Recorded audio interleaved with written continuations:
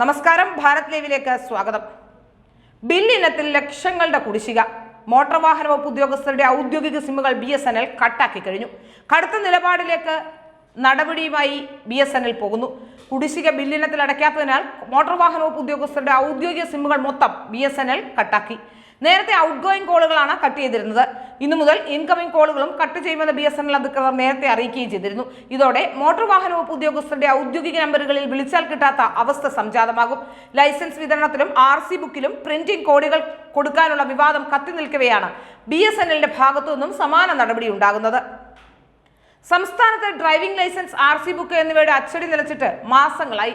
അച്ചടി കരാറെടുത്ത സ്ഥാപനത്തിന് കുടിശ്ശിക വരുത്തിയതിനാൽ ഡ്രൈവിംഗ് ലൈസൻസും കാർഡും RC ബുക്കും കിട്ടാതെ കേരളത്തിൽ കാത്തിരിക്കുന്നത് 7.5 ലക്ഷത്തോളം പേരാണ്.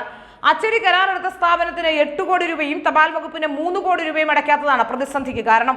കേന്ദ്ര മോട്ടോർ വാഹന നിയമത്തിലെ റൂൾ 139 ഭേദഗതി ചെയ്തപ്പോൾ പരിശോധനാ സമയത്ത് ഡിജിറ്റൽ രേഖ കാണിക്കുന്നതും സാധുതയാണെന്ന് കൂട്ടിച്ചേർത്തിട്ടുണ്ട്. ഇതിന്റെ ചുവട് പിടിച്ച് അസം അടക്കമുള്ള ചില സംസ്ഥാനങ്ങളിൽ ആവശ്യപ്പെടുന്നവർക്ക് മാത്രമാണ് ലൈസൻസും RCയും മറ്റു വാഹന രേഖകളും കടലാസ് രൂപത്തിൽ നൽകുന്നത്. നമ്മുടെ സംസ്ഥാനത്ത് മുൻകൂറായി 245 രൂപ വാങ്ങിയാണ് ലൈസൻസിന്റെയും RCയുടെയും വിതരണം നടക്കുക. അതാകട്ടെ ഇപ്പോൾ കിട്ടാക്കനിയുമായി. വരുമാന നഷ്ടം ഭയന്ന സർക്കാർ കേന്ദ്ര മോട്ടോർ വാഹന റൂൾ 139ന്റെ സാധ്യതകൾ പ്രയോജനപ്പെടുത്താൻ സാധ്യതയില്ല എന്നും റിപ്പോർട്ടുകൾ പുറത്തു വരുന്നുണ്ട്. ഏതായാലും RC ബുക്കും ലൈസൻസും പോലും കിട്ടാത്ത അവസ്ഥയാണ്.